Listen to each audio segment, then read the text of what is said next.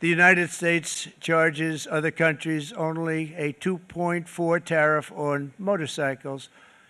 Meanwhile, Thailand and others are charging much higher prices, like 60%. India charges 70%. Vietnam charges 75%, and others are even higher than that.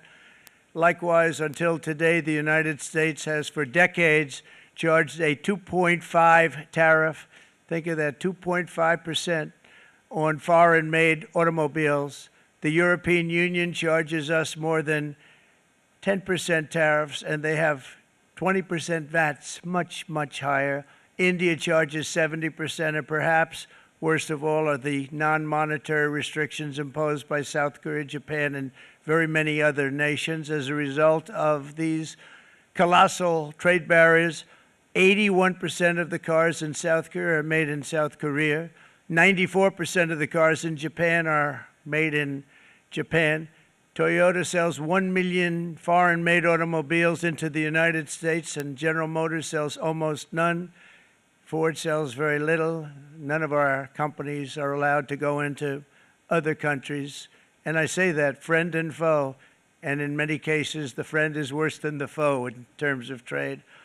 But such horrendous imbalances have devastated our industrial base and put our national security at risk. I don't blame these other countries at all for this calamity. I blame former presidents and past leaders who weren't doing their job. They let it happen, and they let it happen to an extent that nobody can even believe. That's why, effective at midnight, we will impose a 25% tariff on all foreign-made automobiles.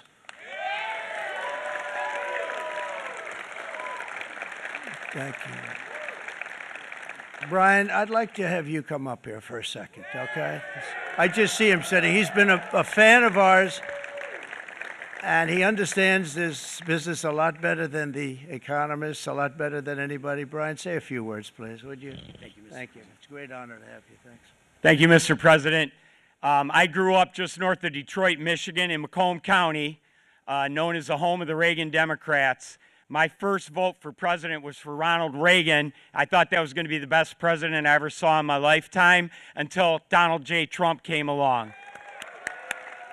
I have watched my entire life, I have watched plant after plant after plant in Detroit and in the metro Detroit area close. There are now plants sitting idle. There are now plants that are underutilized, and Donald Trump's policies are going to bring product back into those underutilized plants. There's going to be new investment. There's going to be new plants built.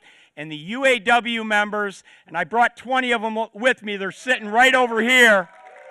We support Donald Trump's policies on tariffs 100%. So, Mr. President, we can't thank you enough. And in 6 months or a year, we're going to begin to see the benefits. I can't wait to see what's happening 3 or 4 years down the road.